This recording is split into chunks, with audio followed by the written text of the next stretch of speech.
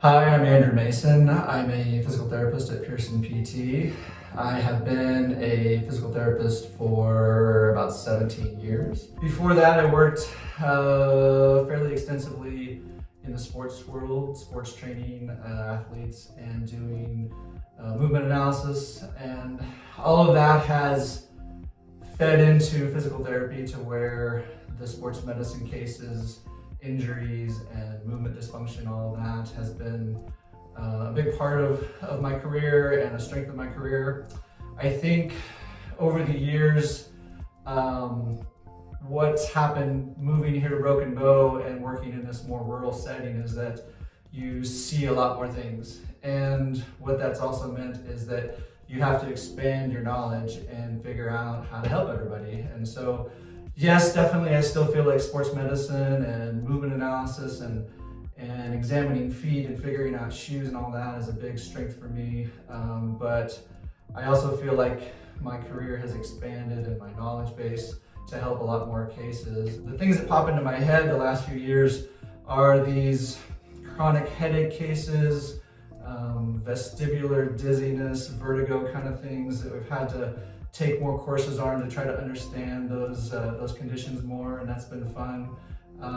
Also post-concussions and sort of this mixture where things are partly musculoskeletal and partly neurologic, and you're trying to find what are the key things that get this person sort of on the track to normalcy. And that's kind of how I think of those cases. Is there's not necessarily I sprained my ankle and I have the talofibular ligament we have to fix or try to recondition. It's not that specific. It's more generalized. We have sometimes an accumulation of things. Sometimes they have specific inner ear dysfunction, and we kind of have to tease all those details out and figure out what it is, what are the right mixture of things that are going to help this person. And that kind of feeds into what I really think too, over the years as a physical therapist.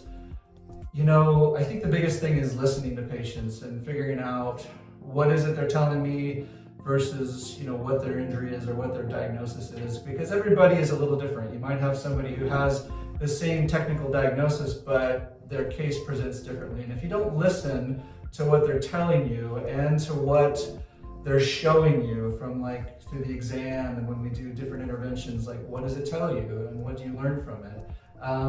Then that really helps you to shape it more specifically for that person and get much better results than if you have it in your head that you just do this for this condition and just do this for this condition. So those are the big things I think that my career as it's evolved, being now in more rural setting versus in the University of Nebraska in Lincoln, you get a much broader caseload, and so you kind of have to adapt to fit that. So do I really have a specific key thing that I feel like is my strength?